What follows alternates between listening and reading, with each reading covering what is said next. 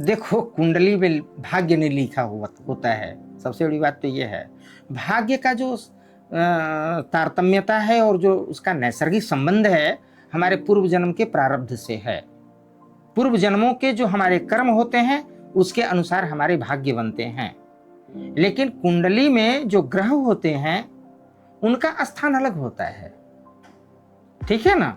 तो ग्रहों से और उस पूर्व जन्म के भाग्य से कोई लेना देना नहीं है।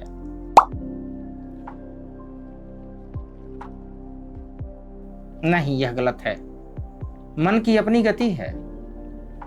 हम पूजा करने के लिए यदि बैठे हैं, या हम कोई उपासना कर रहे हैं, या हम कोई साधना कर रहे हैं, तो उस समय हमारे मन के अंदर बहुत नाना प्रकार के विचार उत्पन्न होंगे।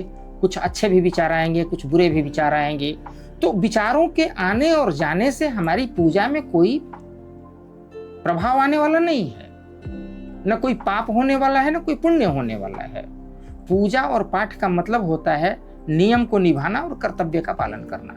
अब देखो, एक छोटा सा एग्जांपल दे रहे हैं। हम यहां से जा रहे हैं और हम गाड़ी लेकर जा रहे हैं कहां?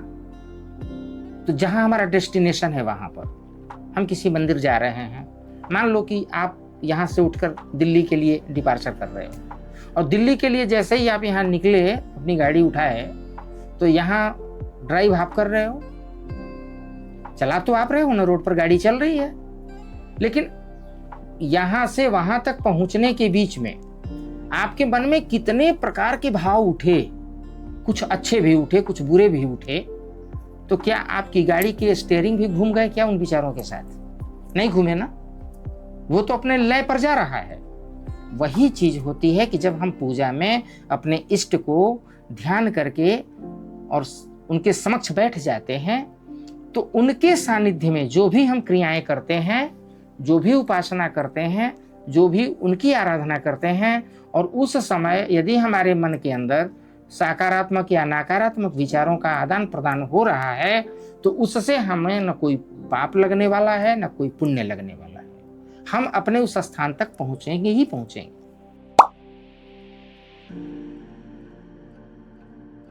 दीपक जलाने का आध्यात्मिक और मानसिक लाभ ये है कि दीप प्रज्वलित होने से अंतरात्मा की, यानी अपनी अंतस चेतना का जो ऊर्जा है वो जागृत होता है। उस प्रकाश के लौ से हम स्वयं को प्रकाशमान करते हैं।